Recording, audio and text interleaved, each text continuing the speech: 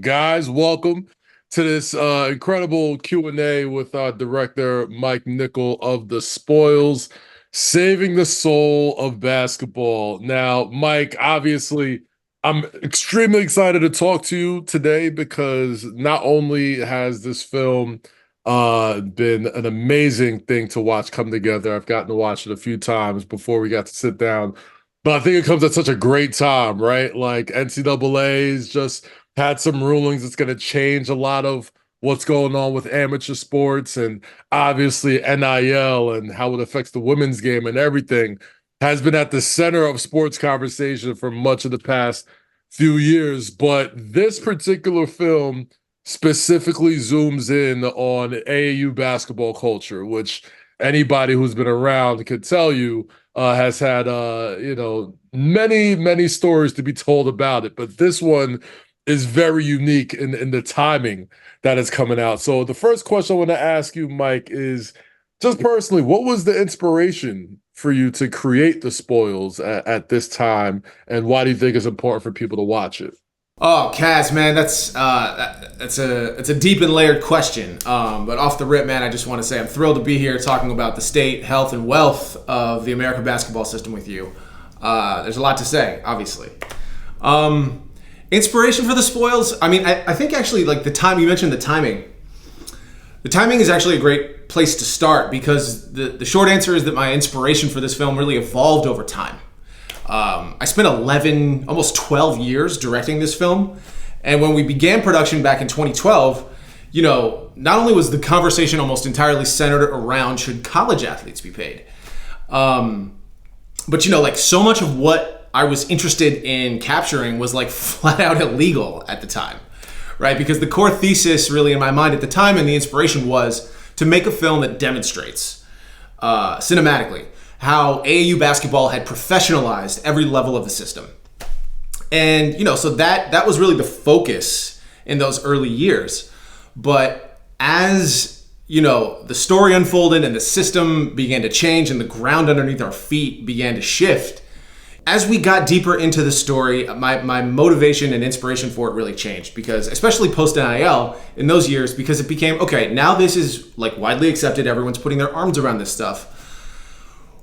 Why does it matter that we are professionalizing the base layer of this system, right? And like I've spent my entire life traveling through the American basketball machine, first as a player and now as a filmmaker, and I love this game.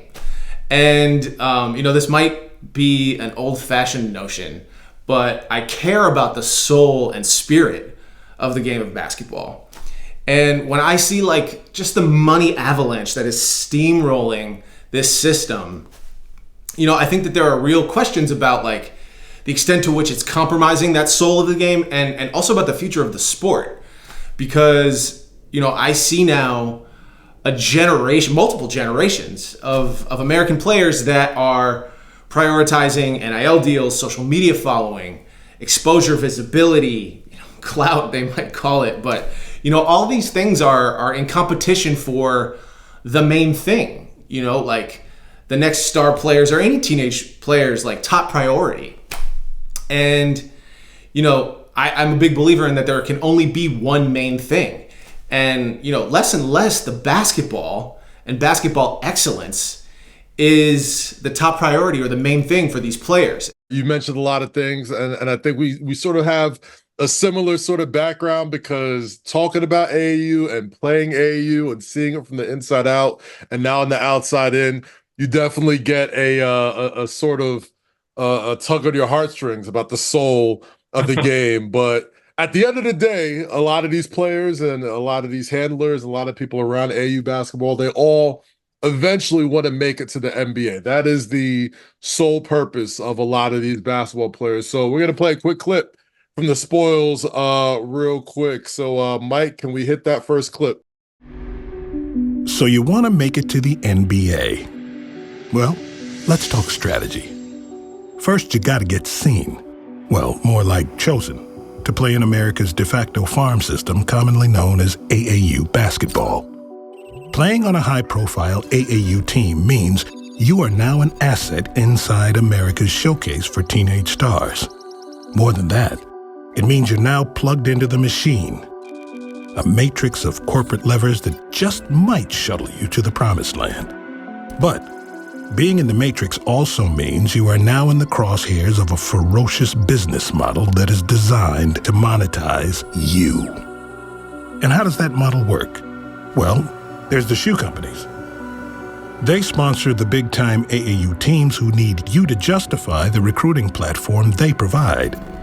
They'll funnel you to the NCAA, who's also in bed with the shoe companies. And then there's the agents. These guys want to brand and represent you, and they'll be calling with their own big ideas. And hovering over all of that is the league, the Holy Grail, the NBA. So, what's your next move?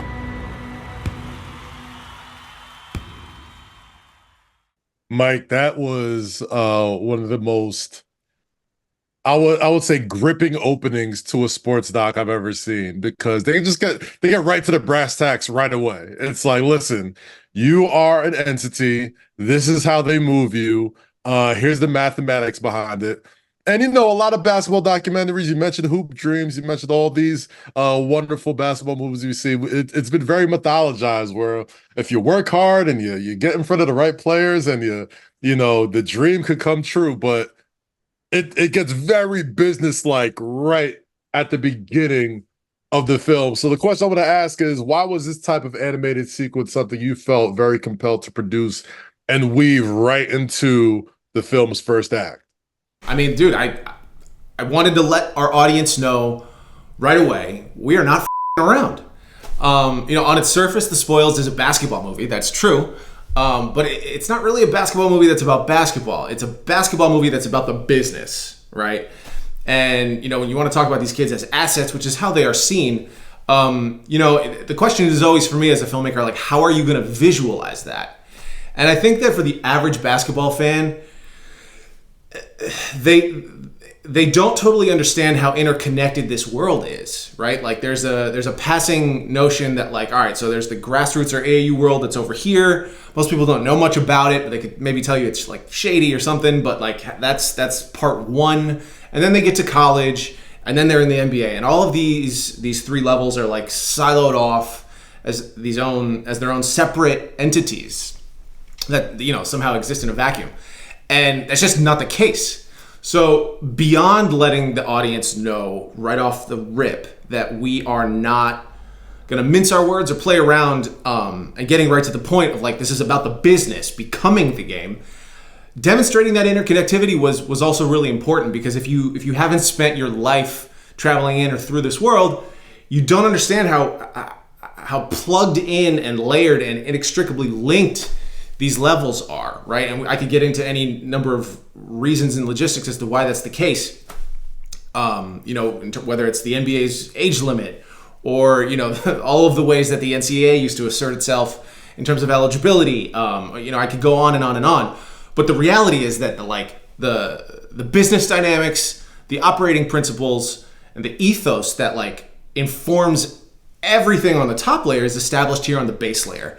So with this animated sequence, it was about, how do I visualize that? Because AAU basketball is NBA basketball at the end of the day. It's the operating system that we install in our players, and so I really wanted to make that clear. And this matrix-like visualization was, I thought, the most cinematic way to paint the broadest portrait of this world. Man, now that's how you toss to a clip, baby. Let's talk about the Compton magic at the center of this film. Mike, if you please, let's learn more about the Compton magic evolution. The whole thing is, we started in Compton in 1993 when we were coaching high school there. We were just helping the kids we had. I mean, we didn't intend for this thing to evolve into some big AAU program. We really didn't care. We just wanted to help kids. We were going to do it anyway. We were doing it because we loved it. So then when the shoe thing came into it, we were like, you know what? Okay, that's cool, because we can keep putting millions of dollars in scholarships in the hood. So then moving forward, we just had to start getting the better kids, because that's kind of the way the shoe dictates and the way it works. And you have to try to keep your morals in what you do through that business aspect of it.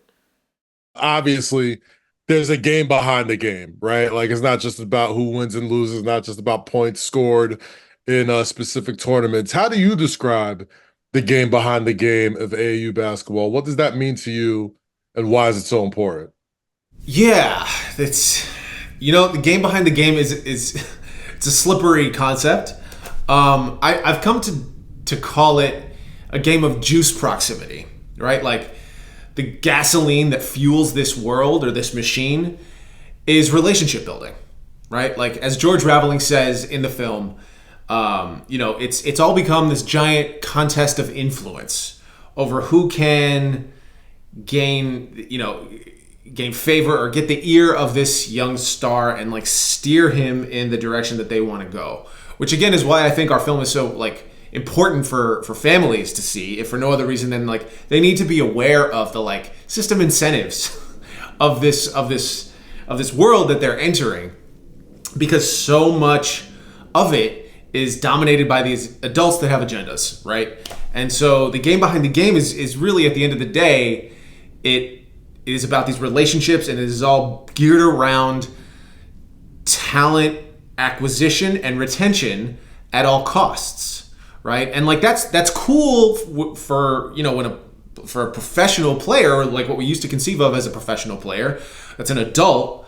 But the question really comes down to like, at what age do we want that intersecting with a child's development, right? And at what point is it interfering with their development as a person and as a player? And is it competing with the cultivation of their love for the game and learning to be a part of something bigger than themselves, which to me I think is one of the greatest things that the game can offer the kids who play it. Right. All of this is just, again, a gradual rooting out of the main thing being the main thing.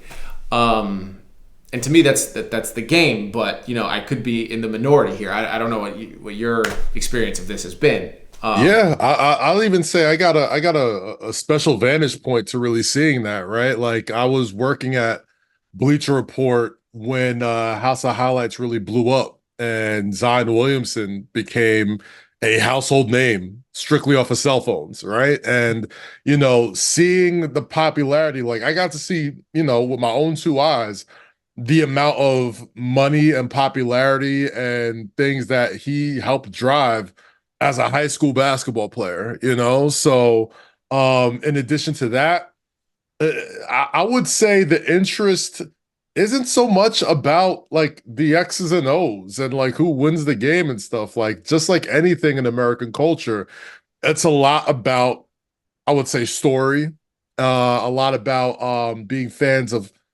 players more than like teams, and being loyal to like franchises and stuff like that. And just from the outside looking in, it seems like a lot of that really, you could sort of not put all the blame on AAU culture, but you can sort of see where it starts, where, a lot of the players aren't necessarily playing for one team. They kind of team up and link up with other popular high school basketball players, and then they make these super teams, and then it happens in the NBA. Like, LeBron going to Miami doesn't happen overnight. Like that doesn't happen without AAU culture. So I think that's kind of where I was at with it. Yeah, I'm so glad you said that, Kaz, because you're naturally landing on like one of the film's core ideas, which is that like everything you see about the NBA, it's born down here in AAU, right? Like that super team mentality or trend, whatever you want to call it, the player empowerment era, the like it's a business mindset, the glorification of the individual. All of that is like bred and established in AAU. Right? Like that is where all of that stuff is born and then ultimately trickles up to the league. So it's no surprise that like LeBron's generation is the one that has like spread and deepened the roots of all of that stuff. Because LeBron is like the prototypical AAU kid. Like he is the generation, he's my generation where everything really that was like the tipping point, right?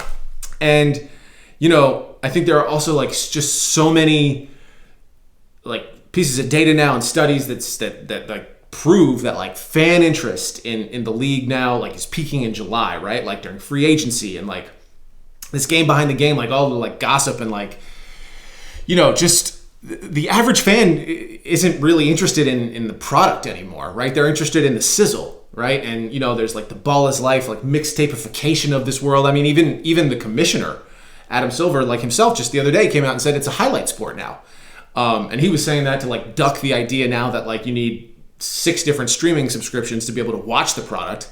And that was his like olive branch, if you could even call it that, to the fans. It was like, oh, you like the highlights on YouTube anyway.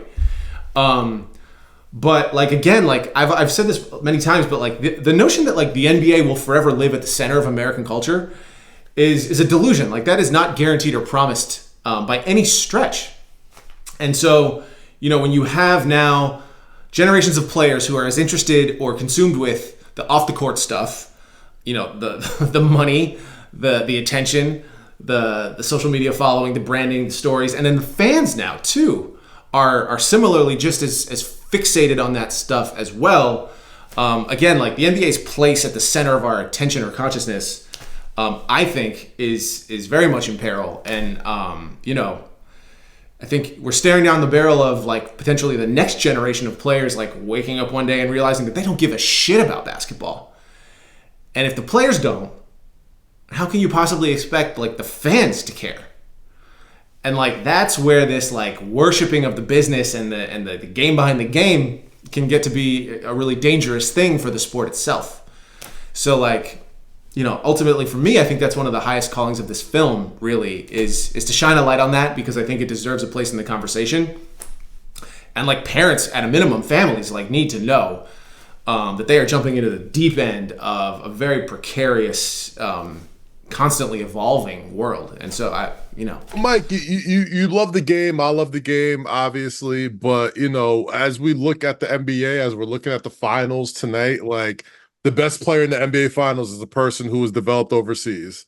A lot of the stuff that's happened with AAU basketball and NIL and players getting paid, a lot of these guys that are coming into the NBA from Europe or from overseas have been professionals for a long time. Now, obviously, America's very different when it comes to the businessification of sports. So how do you see that sort of... Dude, like, that's like the crazy thing to me is like, I think, watching the film, I would contend that like the system is not designed or optimized for, let's just say, like what's best for our players, right? Like I've said this before, I'll say it again. The American basketball system is designed to identify, anoint, and monetize the next superstars, right? It is not designed to cultivate their love of the game, to develop them as players or people, or even do what's best for these families. But like, the sort of collision of the business with that, right? Like that you might find some people who would say that like this system is supposed to develop the best players or produce the best players. But like, look at the all-NBA teams. Look at the last 5, 6, 7 MVPs. Like, it's not even clear to me that this system is producing the best players. It's actually quite obviously not producing the best players. So, like, let's take an inventory of this.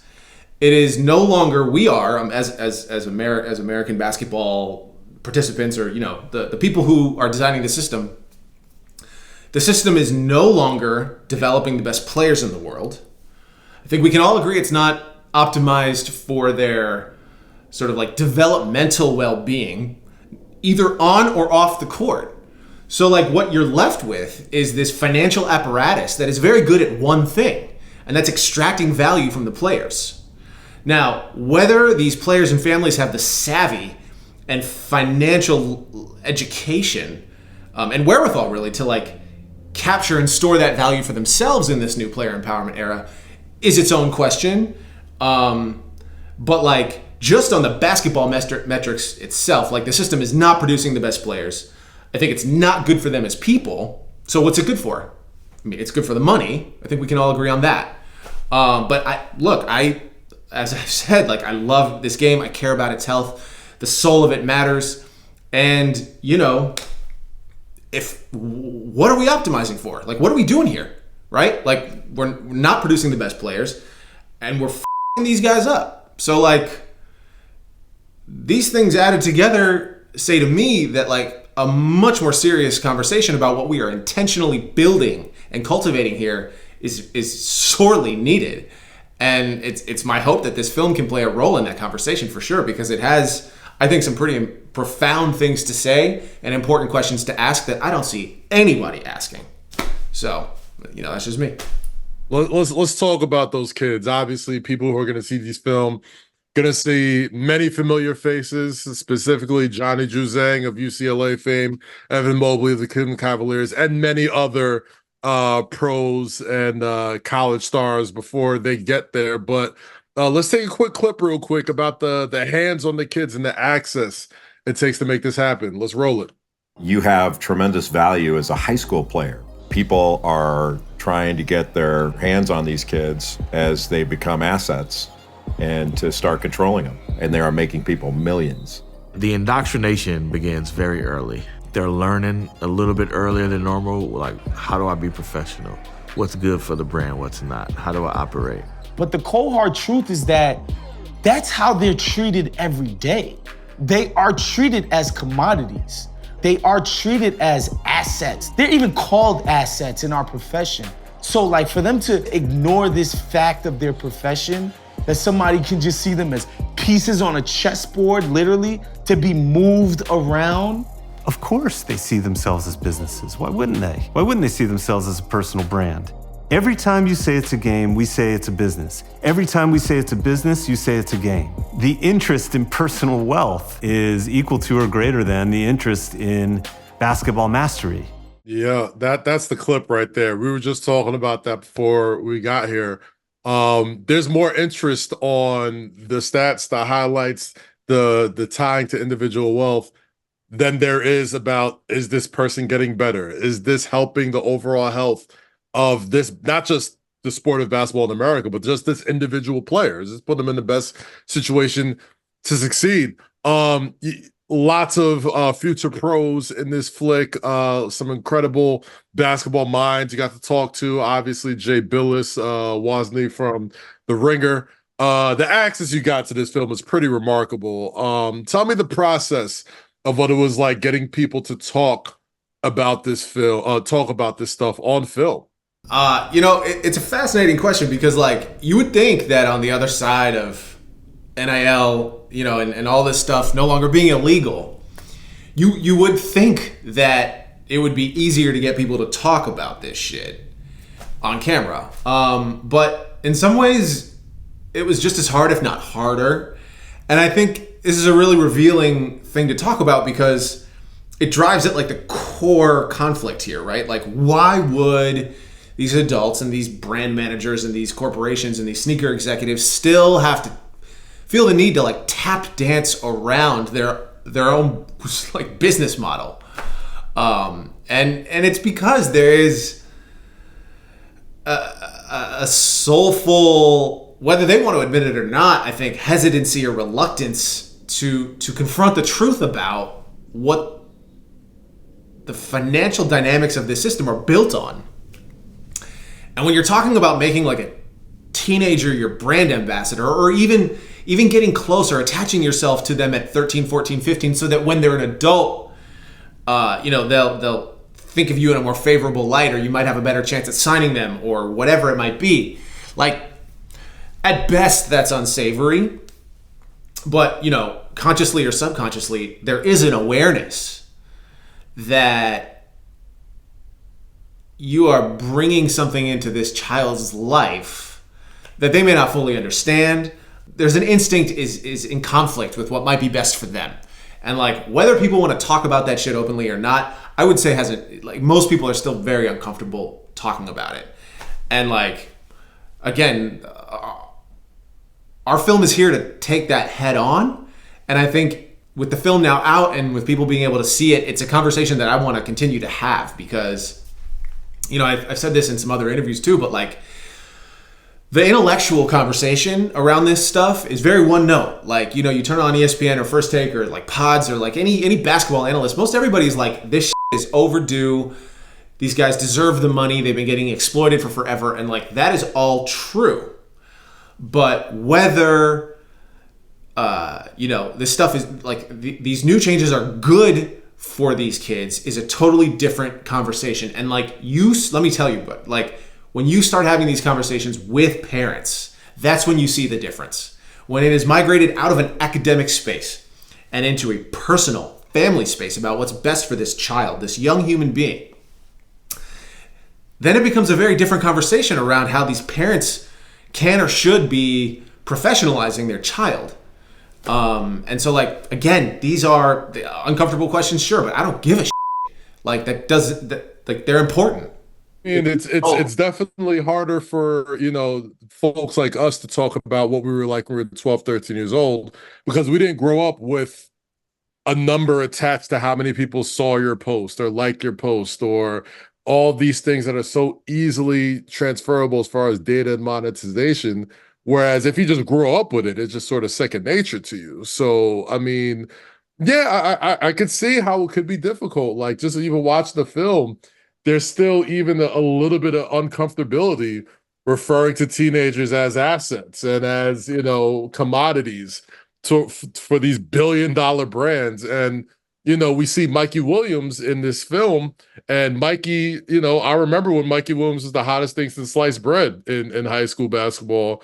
And he's obviously had his sort of issues off the court that might have derailed him from the potential that people saw in him early in his career. And he's still very young, so I don't want to write nobody off, but this is definitely one of those things where it's like, man, he's not the only one this happens to. So there's the good side of having that, and then there's the other side of being like, if you're too worried about your brand, or all you think about is this brand and stuff, you could crash and burn before you even are allowed to legally vote or something like that. That's a tough.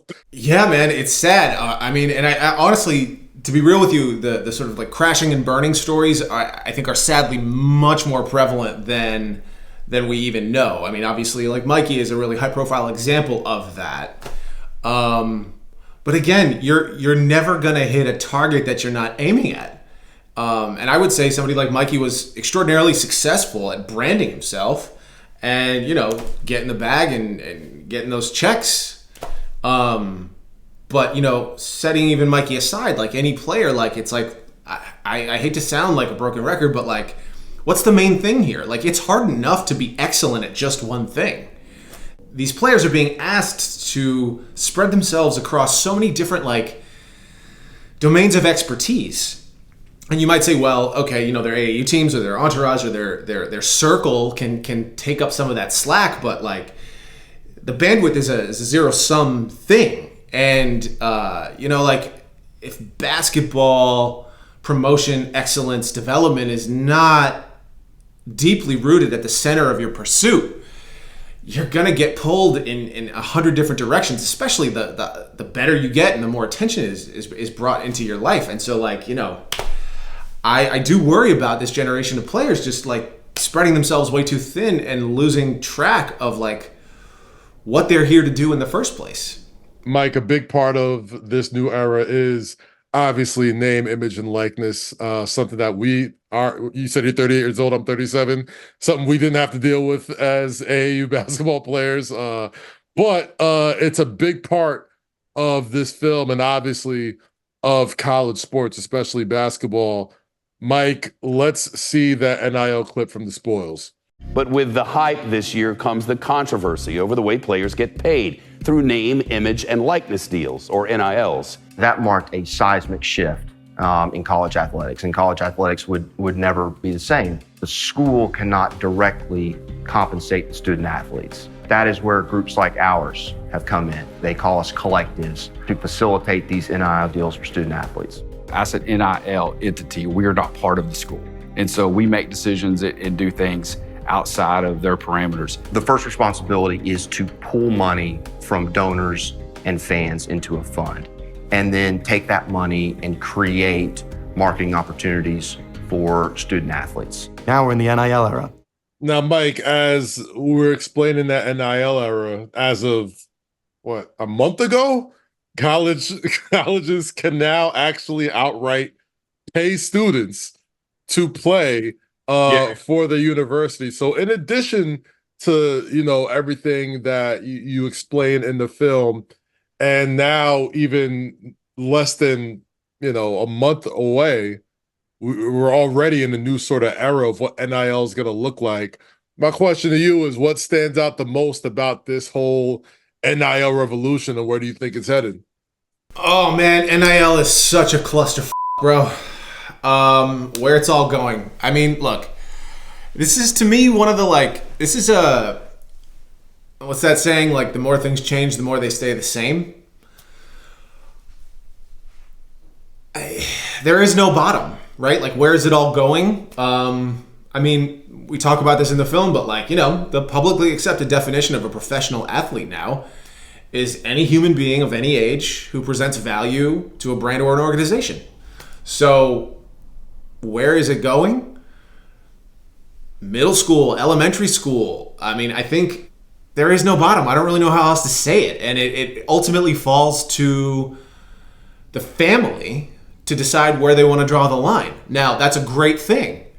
The family should have that power, but to be able to know where the line needs to be drawn for your child requires a deep understanding of the system, the incentives, what your goals as a family are, and to even be able to architect that blueprint, you really have to have a layered understanding of how the system works, what it rewards, what it's designed for, and how that is either in conflict or in synchronicity with what you guys want.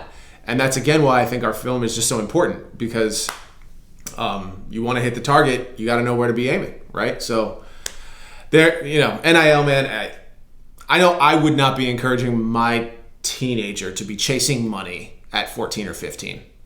That's what I would say, but that's me. From what I've seen in the past several years, the athletes, I don't even call them amateur athletes anymore, but the younger athletes that have benefited the most from name, image, and likeness aren't necessarily the people that have been the number one recruits. It's really been the people with the most followers, whether it's due to, their ability to attract an audience. Sometimes it's their famous parents' last name, whether it's a Manning or a James or an Anthony, and all that type of stuff. The Cavender twins. The Cavender twins, right? Those are people who just have a great, just have a great understanding of how to use social media, So at the end of the day, these athletes are brands, but they're also artists. And he spoke about this in the film. Mike, let's see that clip real quick. Grassroots AAU basketball and NBA, they are one and the same. Our basketball community is good. Our basketball culture is bad. And when I say bad, I mean just in terms of what we allow. We've accessorized the game. We've turned this thing, into straight consumerism. A beautiful team sport, we've individualized it. When you inject material gain, it is no longer play. Think about all the ethical conflicts are really money versus play. Athletes are artists. Any game they go into is a blank canvas in which they could create. You can't tell me his rhythms and his patterns, there's not artistry or a poetry behind it, right? If I'm focused on the manipulation opposed to the pure artistry, my artistry is going to suffer. Mike, I know ending a film is probably the toughest thing any director can do. But with this ending, and I don't want to spoil it for folks who may not have seen it, there's a lot to digest on that last sort of clip, right? The phrase that I stuck with me throughout this entire thing was, and correct me if I'm wrong, I might butcher it, but he said, our community is good, our culture is a little messed up, right? We've taken a team sport, a beautiful team sport, individualized it, turned it to consumerism. And on that part, as a 80s baby who's seen this sort of thing transform, I can completely get that. On the other side, we have them talking about athletes as artists and the magic and the poetry about, being able to be that good, that young, and still being able to be profitable at such a young age. And from a lot of kids, this might be as good as it gets for them. This still, even if they don't make the NBA or don't play professionally somewhere, we spoke about this earlier in the conversation, there's still lots of things you learn as a basketball player that you apply later in life. Now you're adding that business sense into it, or just being around the business sense of basketball to sort of help you mature as you get older. it's a very impactful ending, which really sort of keeps the door open, especially into this next year where colleges are going to straight up be able to sign players to deals and pay them out. So, just from your perspective, how did you find your ending, and what was the process of sort of like landing that plane after so much is spoken about in this film? Yeah, I think there's a lot of merit in what Book's talking about. You know, like the community is good, the culture is bad.